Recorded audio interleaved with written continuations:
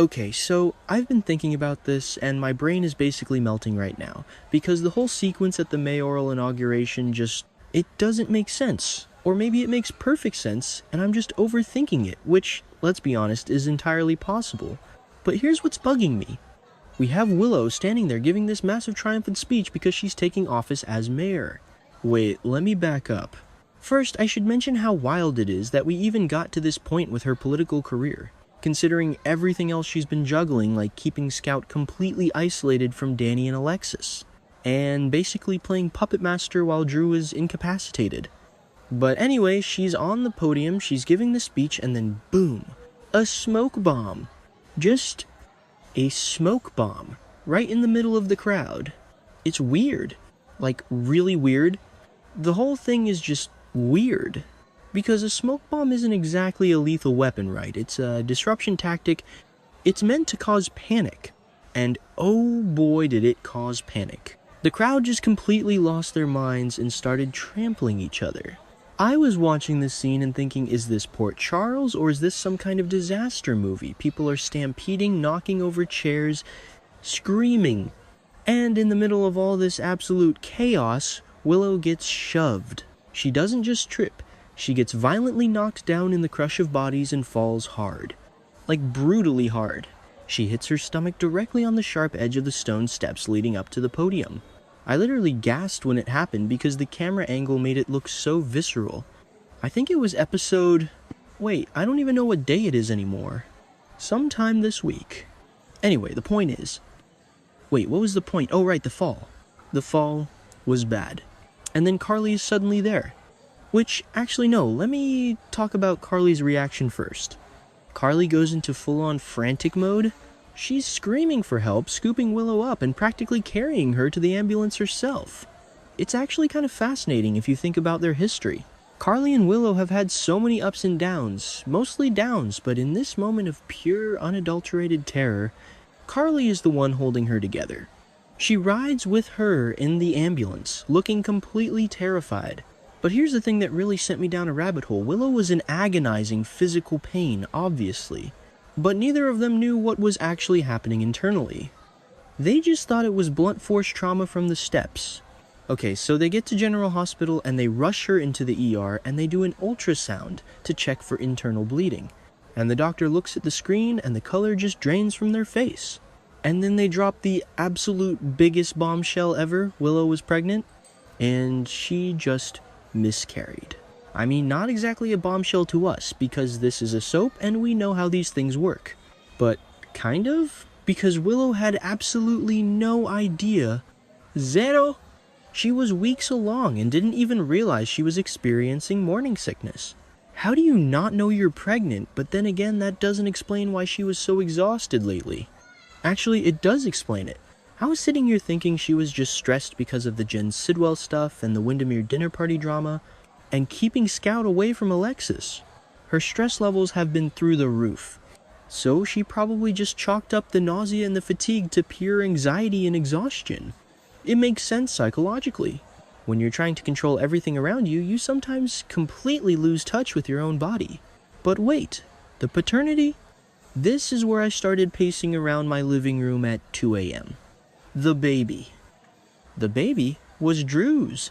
Obviously it's Drew's because she hasn't been sleeping with anyone else. But Drew is currently completely incapacitated. He's paralyzed or at least medically confined and unable to function normally right now. So if you do the math, and I literally sat down with a calendar app to try and map out the show's timeline, which is always a mistake, because soap time is fake, she and Drew had to have slept together right before his accident. Right before he was incapacitated. This is just... It's so incredibly tragic. Like Shakespearean levels of tragic. Drew is lying in a bed somewhere completely unaware of what's happening outside his room. He has a restraining order keeping Danny away from Scout. Willow is using his condition to maintain an iron grip on his daughter, and now he's lost a child he didn't even know existed. And Willow has to carry that grief alone. Well, not alone, Carly knows now. But still, the psychological weight of losing a baby that represents the last physical connection to Drew before his tragic turn, it's going to completely shatter Willow's already fragile mental state. I mean, she's been acting so cold and calculating lately, especially with Alexis and Danny, but this is going to break her. Or maybe not. I don't know. Maybe it will make her even colder. Let's pivot to the investigation, because this is where the plot gets really messy. Dante is immediately on the scene. He's investigating the stampede, the smoke bomb, the whole disaster. And of course, Dante being Dante, he immediately points his finger at Jen Sidwell, which on the surface makes total sense. Sidwell is shady as hell. He's running around Port Charles, giving orders. He's hosting this weird, high-stakes dinner party at Windermere, trying to unite Lucas Jones and Marco Rios, and he's clearly involved in some dark stuff. Plus, Sidwell has been flexing his power over Willow lately. He literally just stopped by her house to give her fresh orders.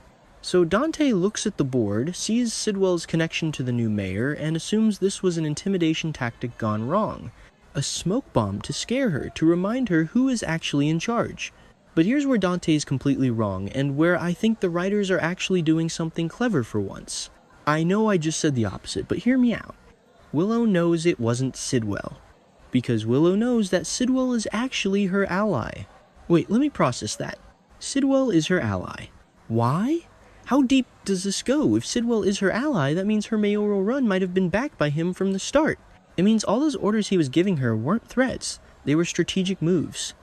Sidwell needs Willow in power just as much as she needs his backing to maintain her control over the city, and by extension, her control over her family situation with Scout and Drew. Sidwell wouldn't throw a smoke bomb at his own investment. He wouldn't risk harming the mayor he just helped install. Willow knows this. She knows Sidwell is ruthless, sure, but he's calculating.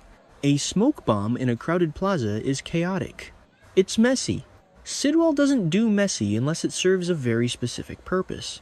And almost getting his political puppet trampled to death does not serve his purpose. So if it isn't Sidwell, who is it? This is where my brain just starts misfiring. Could it be someone connected to Marco Rios? Marco has been panicking lately about the Windermere party. He's paranoid. Maybe he thought the mayoral inauguration was a threat. No, that's stupid. That doesn't connect. What about Jack Brennan? He's been warning Jocelyn about a traitor in the WSB Ross Cullum. Could Cullum have orchestrated the attack to create a distraction? Or maybe it's tied to Valentine Cassadine. Valentine is allied with Carly Wright now, and Jason is furious about it. But Valentine wouldn't attack Willow. He has no motive. Probably doesn't matter, but I noticed the color of the smoke bomb was a really specific dark purple. I don't know if that's a prop department choice or a clue. In The Bold and the Beautiful, they used a similar prop years ago during a fashion show sabotage, and it turned out to be an inside job by a rival designer. Obviously this isn't B, and B, we aren't dealing with Forrester Creations here. But the trope is the same. The attack is usually an inside job or someone incredibly close to the victim. Could it be someone targeting Carly and Willow just got caught in the crossfire? Carly was right there. Carly is wrapped up in this Valentine mess, Jason is breathing down her neck, and Brennan is hovering around. Maybe the smoke bomb was meant for Carly and the crowd just happened to push Willow down the stairs. Actually, let's look at the Alexis angle. Alexis is desperate. She wants the restraining order dropped so Danny can see Scout. Willow has been holding that over her head, refusing to budge. Alexis is furious, feeling restricted and pressured. Would Alexis throw a smoke bomb? Absolutely not. Alexis is a lawyer, she's a mess sometimes, but she's not a domestic terrorist. But maybe someone acting on behalf of Danny. No, Danny is just a kid grieving his mom Sam. He wouldn't do this. It's weird. Like, really weird. I keep coming back to Willow's realization in the hospital bed. She's lying there having just lost Drew's baby, and Dante is standing over her telling her he's going to nail Sidwell for this. And Willow has to lie. She has to protect Sidwell, because if Dante digs too deep into Sidwell, he'll uncover Willow's alliance with him. She's trapped. She's grieving, she's physically broken, and she's politically compromised. And what is Carly going to do now? Carly was the one who rushed her to the hospital. Carly was there when the doctor delivered the news about the miscarriage. Carly knows the baby was Drew's. Carly and Drew have their own complicated history. Is Carly going to use this information? No. Carly actually looked genuinely devastated for Willow. But Carly is also fiercely protective of her own family. If she finds out Willow is allied with Sidwell, the same Sidwell who is causing chaos around town, Carly might turn on her. I keep second guessing the timeline of the pregnancy. I think it was episode 12 or 13, somewhere around there when Drew had his accident. If she was maybe 8 or 9 weeks along, the math perfectly aligns with the week before he was paralyzed. It's just so dark. It reminds me of old school soap plots where the tragedy is layered so thick you can barely breathe watching it. Anyway, the point is, Willow is now a mayor who has secretly lost a child, is allied with a dangerous power broker, and is lying to the police to protect him, all while keeping her incapacitated partner's other child hostage from her family. It's a house of cards. A really, really depressing house of cards. And I'm gonna be up until 4 a.m. trying to figure out who actually threw that purple smoke bomb. I swear, if it turns out to be some random extra who is just mad about parking tickets, I am going to throw my remote at the TV. But then again, maybe it was someone trying to stop the inauguration entirely. Maybe someone knows the truth about Willow and Sidwell. Oh god, what if someone knows? Okay, I need to go to sleep. My brain is officially fried, but I'm telling you, the Dante, Sidwell, Willow triangle of lies is going to explode worse than that smoke bomb did. Just wait and see.